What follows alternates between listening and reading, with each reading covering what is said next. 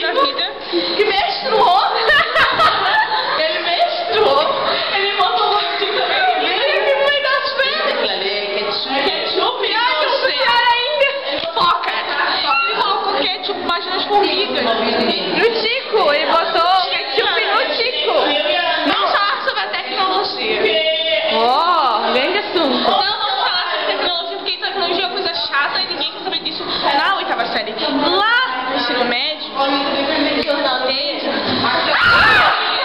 Olha a agressividade.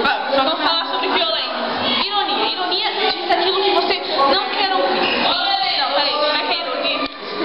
Filosofando. Não é de família. Sai daqui, tá escalando com o meu jornal nacional, Marial, vamos lá. Acompanhando. Alex saiu do banheiro agora, vamos acompanhar. Corre.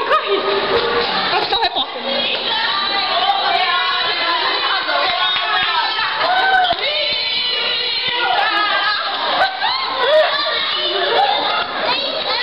Você acompanhou a nossa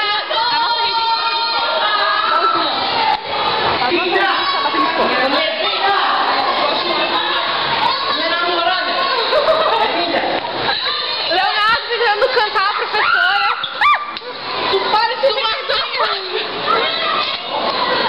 A Vanessa é uma sem vergonha. Ana, explica o que é metomínia. Metomínia Foi meu trabalho, tem que saber.